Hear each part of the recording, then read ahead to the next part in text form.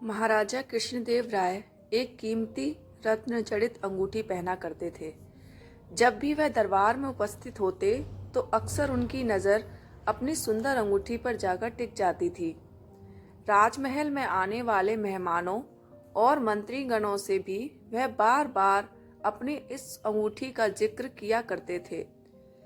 एक बार राजा कृष्णदेव राय उदास होकर अपने सिंहासन पर बैठे थे। तभी तेनालीराम वहां आ पहुंचे। उन्होंने राजा की उदासी का कारण पूछा। तब राजा ने बताया कि उनकी पसंदीदा अंगूठी खो गई है और उन्हें पक्का शक है कि उसे उनके 12 अंगरक्षकों में से किसी एक ने चुराया है। क्योंकि राजा कृष्णदेव राय का सुरक्षा घेरा इतना चुस्त होता था कि कोई चोर चक्का या सामान्य व्यक्ति उनके नजदीक नहीं जा सकता था। तेनालीराम ने तुरंत महाराज से कहा कि मैं अंगूठी चोर को बहुत जल्द पकड़ लूंगा। यह बात सुनकर राजा कृष्णदेव राय बहुत प्रसन्न हुए। उन्होंने तुरंत अपने अंगरक्षकों को बुलवा लिया।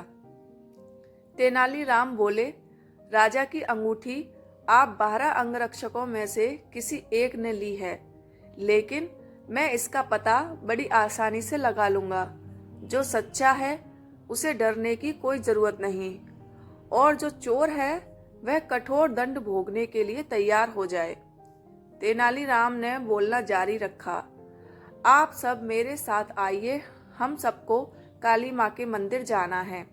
राजा बोले, ये क्या कह रहे हो तेनालीराम, हमें चोर का पता लगाना है, मंदिर के दर्शन नहीं कराने हैं।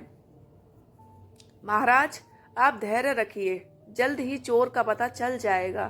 तेनालीराम ने राजा को सब्र रखने को कहा। मंदिर पहुंचकर तेनालीराम पुजारी के पास गए और उन्हें कुछ निर्देश दिए।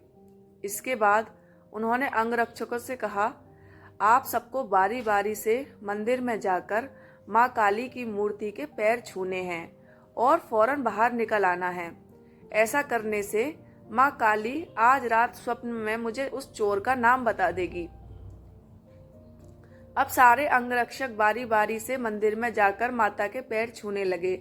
जैसे ही कोई अंगरक्षक पैर छूकर बाहर निकलता, तेनालीराम उसका हाथ सूंघते और एक कतार में खड़ा कर देते। कुछ ही देर में सभी अंगरक्षक एक कतार में खड़े हो गए।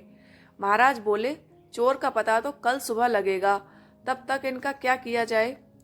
नहीं महाराज, चोर का पता तो लग चुका है। 7वें स्थान पर खड़ा अंगरक्षक ही चोर है। ऐसा सुनते ही वह अंगरक्षक भागने लगा, पर वहां मौजूद सिपाहियों ने उसे धर दबोचा और कारागार में डाल दिया। राजा और बाकी सभी लोग आश्चर्यचकित थे कि तेनालीराम ने बिना स्वप्न देखे कैसे पता कर लिया कि चोर वही है। तेनालीराम सबकी जिज्ञासा शांत करते हुए बोले, मैंने पुजारी जी से कहकर काली माँ के पैरों पर तेज सुगंधित इत्र छिड़कवा दिया था, जिस कारण जिसने भी माँ के पैर छुए उसके हाथ में वही सुगंध आ गई। लेकिन जब मैंने 7वें अंगरक्षक के हाथ महके तो उनमें कोई खुशबू नहीं थी। उसने पकड़े जाने के डर से माँ काली की मूर्ति के पैर छुए ही नहीं। इसलिए यह साबित हो गया कि उसी के मन में पाप था और वही चोर है। राजा कृष्णदेव राय एक बार फिर तेनालीराम की बुद्धिमत्ता के कायल हो गए और उन्हें स्वर्ण मुद्राओं से सम्मानित किया।